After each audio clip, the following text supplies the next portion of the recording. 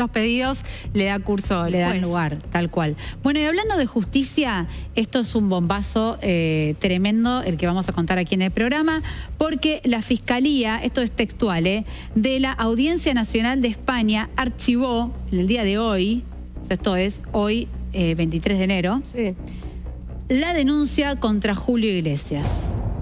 Listo. Por presuntos delitos, porque todavía el hombre no había sido juzgado, de agresión sexual y trata, presentada por 2 ex trabajadoras, todo lo que hemos contado aquí en el programa, por los hechos ocurridos en 2021 en República Dominicana y Bahamas.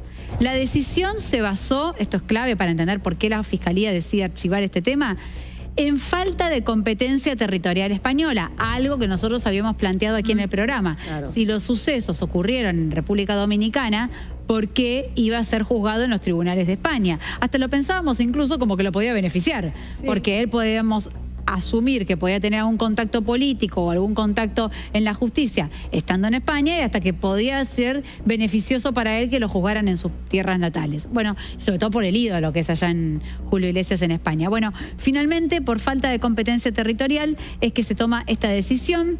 Se determinó que no puede investigar los hechos ocurridos fuera de España, lo cual en un punto técnicamente, por más que nos parezca un desastre, que ahora esto quede medio en un limbo y en la nada, hay una coherencia de que si el hecho no ocurrió en ese país, ¿por qué iba a ser juzgado con la justicia española? Al no cumplirse los requisitos legales de jurisdicción, ya que ni las denunciantes residen en España, ni los hechos sucedieron ahí. Ajá. Por otro lado, el archivo, y esto es importante, no significa una declaración de inocencia. Claro. Si bien hasta ahora el hombre es inocente porque no ha sido declarado culpable, tampoco es que lo archivaron porque es inocente. Sobre, bueno, en este caso las acusaciones que él había recibido, sino que determina que los tribunales españoles no son competentes para investigar. Ahora, Julio Iglesias ha calificado obviamente a todas esas acusaciones como falsas, lo hemos leído aquí en su descargo, que lo ha hecho a través de su cuenta de Instagram, y él iba supuestamente a defender su buen nombre y honor, defender su dignidad. Pero si ahora el juicio no se va a hacer, no entiendo, digamos, cómo se va a sacar. No se puede hacer en República Dominicana. Claro, y ahora, ¿no? Pero no, claro, eso, como que las denunciantes puedan presentar la denuncia nuevamente formal, pero en los países donde ocurrieron los hechos. Claro, fue una Ese va a ser como el siguiente paso. De esta ONG hacerlo en España y no en República Dominicana. Qué mala estrategia, digo yo, ¿no? Todavía no se pronunciaron en las redes de esta ONG. ¿Cómo se llamaba? Women's Link. Eso. Una red que ayuda a mujeres de todo el mundo que sufrieron diferentes tipos de... Ahora, entiendo cuando te agarran que tienen asesoría legal, digo, como que saber que por ahí en 3, 2, 1 esto te podía venir. Lo planteamos aquí en el programa y no por defenderlo a Julio.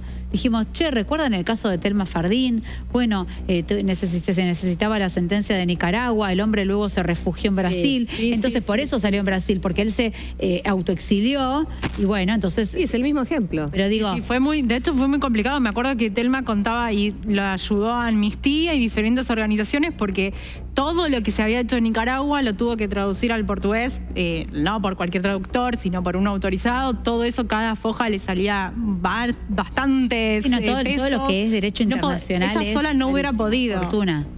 Y bueno, ahí le ayudó mucha gente y esta abogada Carla Junqueira, y abogadas pro bono, que también, no, pro bono es cuando uno se lo hace ad honorem, ¿no? Que lo han hecho porque se embanderaron y apoyaron la causa de Telma Fardín. En este caso, imagino que estas mujeres que trabajan no lo hacen por un rédito económico, más allá de que quizás al final del camino tal cual. El hombre tenga que hacerse cargo de las costas legales, pero digo, si sabían que por ahí era muy probable que te digan, mira, si los hechos no ocurrieron acá, las mujeres no son españolas, ni siquiera residen en España, como que tenías todas en contra para que te acepten. Bueno, ahora habrá que ver qué es lo que hacen o qué es lo que hace la abogada de estas chicas en República Dominicana, un lugar donde Julio Iglesias pisa muy fuerte porque es dueño de varios lugares, terrenos, claro, de varios terrenos, y bueno, hay que no sé cómo es la justicia dominicana realmente. No, claro, pero... y la perspectiva de género que tendrá, porque digo, hay lugares que afortunadamente están como más avanzados. Sí.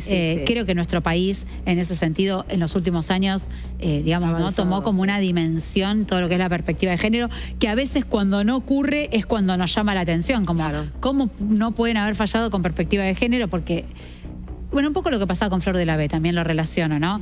Y quizás el chiste de Maxi López en otro momento hubiera pasado como un chiste y nadie ni lo levantaba.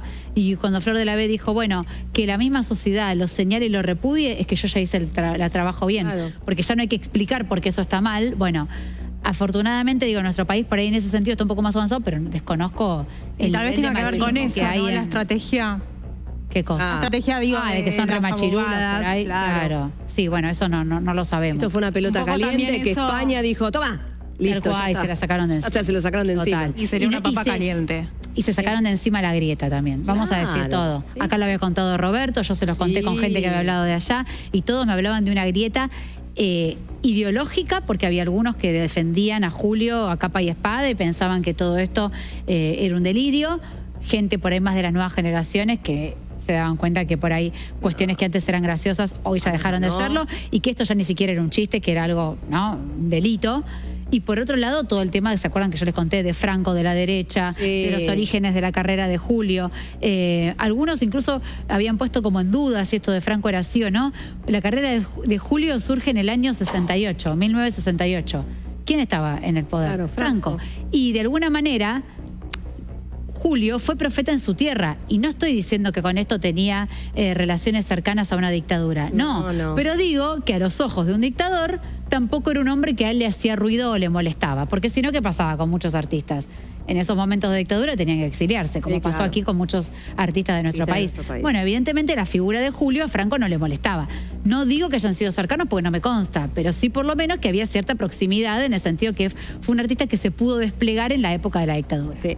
Se ve que para mucha gente eso quedó enlazado, de ahí el rulo con lo de la derecha y la grieta que se abrió ahora con todo este tema. Que hizo la Mira. justicia, se sacó la grieta de encima. Acá encontré la explicación de que esta organización explicó que los hechos los presuntos hechos habían sido denunciados en España y no en los países donde supuestamente ocurrieron, porque la legislación